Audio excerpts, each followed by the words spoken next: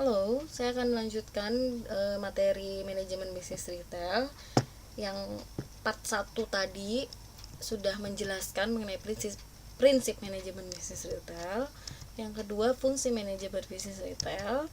Nah, sekarang saya akan membahas atau menjelaskan tentang bidang-bidang dalam bisnis retail. Nah, di sini ada 3 manajemen yang akan kita bahas. Yang pertama, manajemen personal ya dalam bisnis retail, yang kedua manajemen pemasaran bisnis retail, dan yang ketiga manajemen keuangan bisnis retail.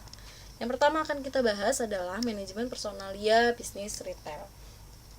Yang pertama, sumber daya manusia dalam bisnis retail. Di sini sumber daya manusia merupakan sistem pengaturan dan pengorganisasian dalam bisnis retail yang menyangkut desain dan implementasi sistem perencanaan, penyusunan dalam bisnis retail, pengembangan karyawan, pengelolaan karir, evaluasi kinerja, kompensasi karyawan, dan hubungan dengan ketenagakerjaan yang baik.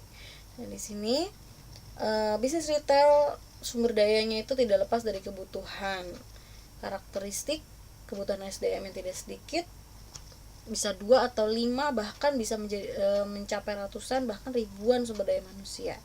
Di sini kita bisa lihat ya, di mana sumber daya manusianya yang profesional akan membawa bisnis retail itu mencapai dengan ke titik tujuannya, dan sebaliknya apabila sumber dayanya itu tidak profesional, bisnis retail tersebut akan bangkrut gitu ya.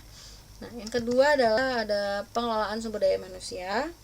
Dan di sini kita akan membahas ciri-cirinya. Ada jam kerja karyawan berbeda dengan perusahaan pada umumnya ya. Tentu kalau retail itu kan dia buka dari pagi bisa sampai malam, otomatis jam kerja karyawan itu dibagi menjadi 3 shift.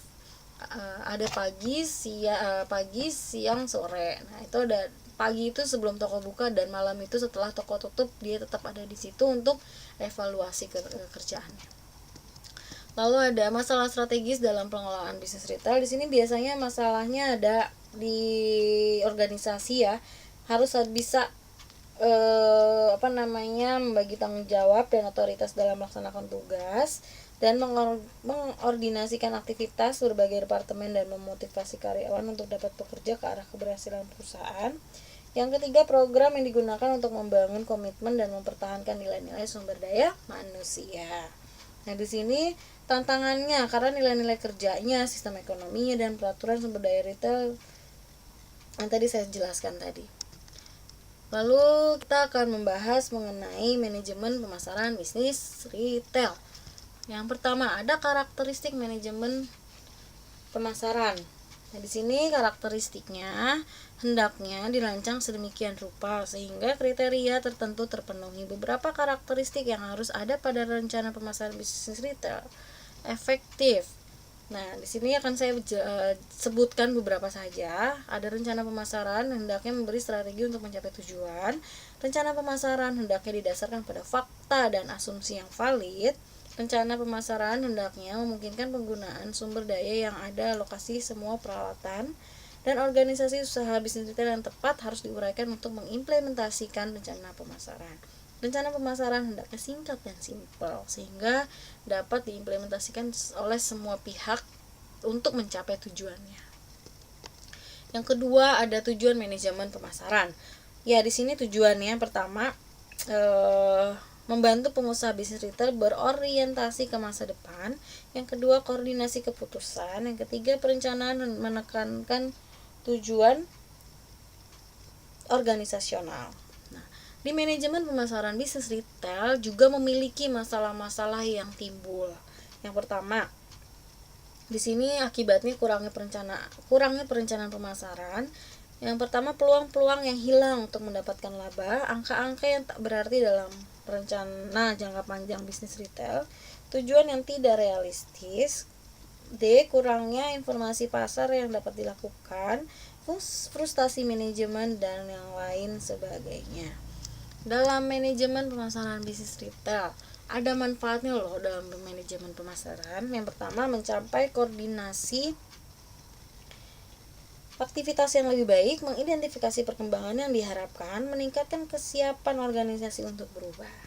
Nah, yang kelima ada analisis lingkungan manajemen pemasaran. Di sini ada analisis lingkungan eksternal dan lingkungan eksternal. Nah, di sini di analisis eksternal itu biasanya bisa melihat hal-hal dan lingkungan eksternal seperti kondisi perekonomian, kebudayaan, teknologi, permintaan, persoalan hukum dan persaingan. Kalau lingkungan internal itu biasanya analisis rencana pemasaran bisnis retail itu bersumber dari daya finansial, manajemen, dan pemasok dari dalam perusahaan itu sendiri. Nah, kita akan membahas manajemen keuangan retail. Yang pertama, model keuntungan strategi retail.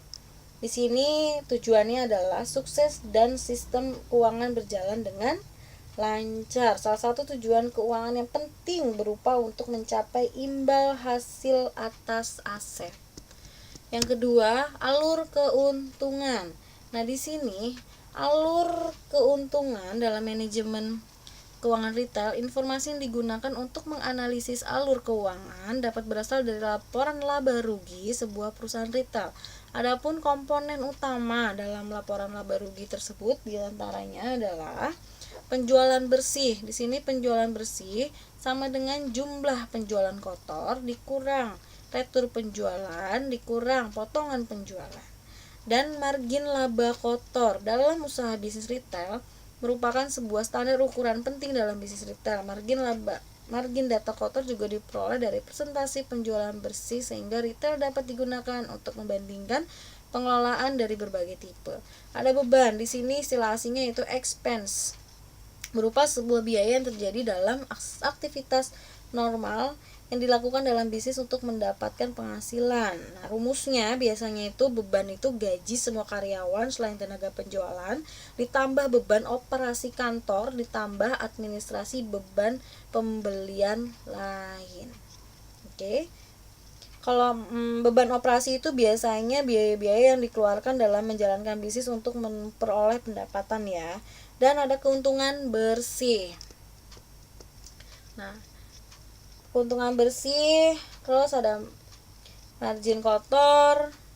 Nah, di sini keuntungan bersihnya itu biasanya manajemen keuangan retail istilah adalah net profit. Keuntungan bersih berupa sebuah pengukuran pengelolaan usaha bisnis retail keseluruhan.